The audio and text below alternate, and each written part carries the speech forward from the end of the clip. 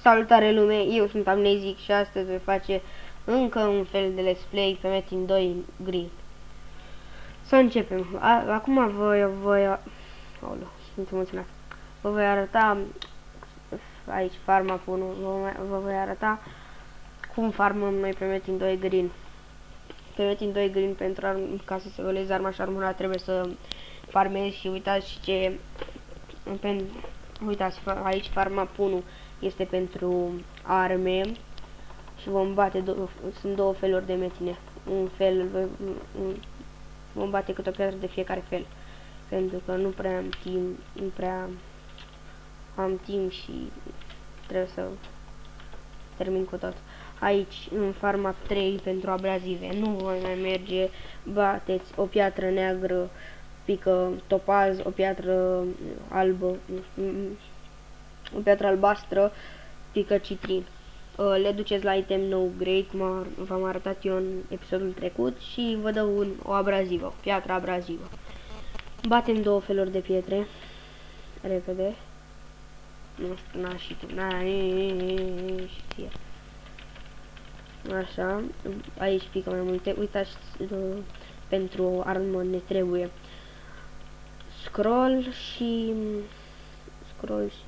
și diamante.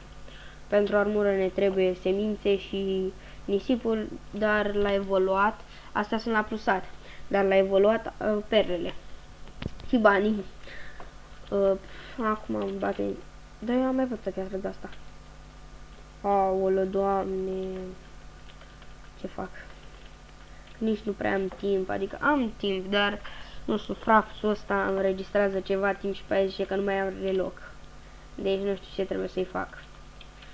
Așa, deci v-ați dat seama, la amândouă pietrele pică la fel. Era iar să bată piatra de aia. După aia mergem farma 2. Ăsta e moșăciu, nu știu, îți dă o carte competențe. Batem și piatra asta, mergem farma 2.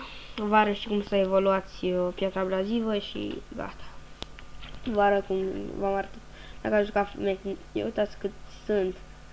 Doamne, cât au bătut ei o piatră, eu am bătut 3.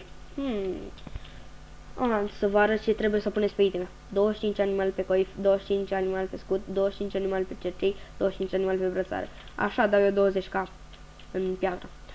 Și în dragon dau 17. Deci, e super ca lumea. Acum mergem map 1 să mergem farm 2. E prea complicat. Nu știu ce să fac. Dacă puteți să ziceți voi despre flaps pe Metin Pero, nu știu ce să fac. Aș vrea să...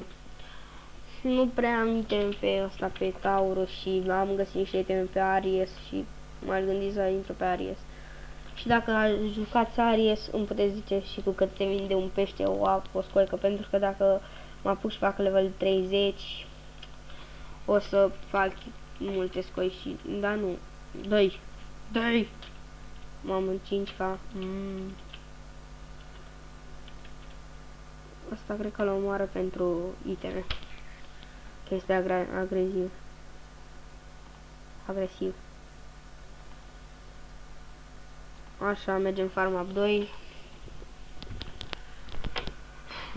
Aici pică upgrade-uri pentru armură.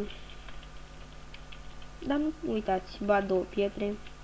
Vedeți ce pică într-una eliberării și una trădării. Trebuie să-mi bag toate prostiile. Adică vă trebuie o armă PM50 45 plus, vă dați seama. Ca să dați... Uitați. Și o piatră a trădării. Și mai mergem acum să vă arăt cum evoluați, adică citrinul cu topazul, care vă dă piatra abrazivă, banc.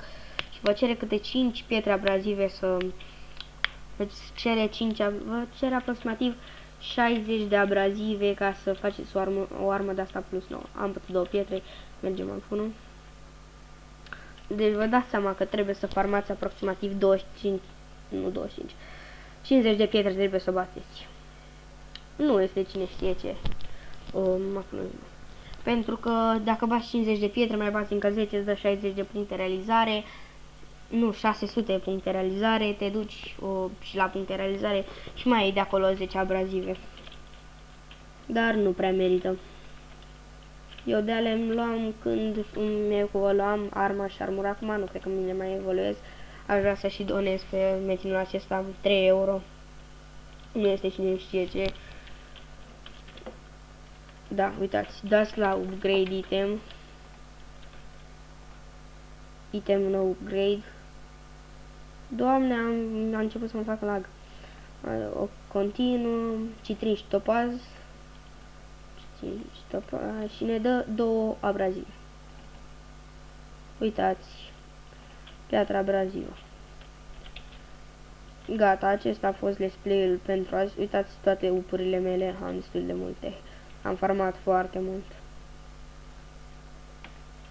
Acesta a fost let's play-ul de azi. Baftă, vă aștept pe server, like, comment, subscribe. Bye bye.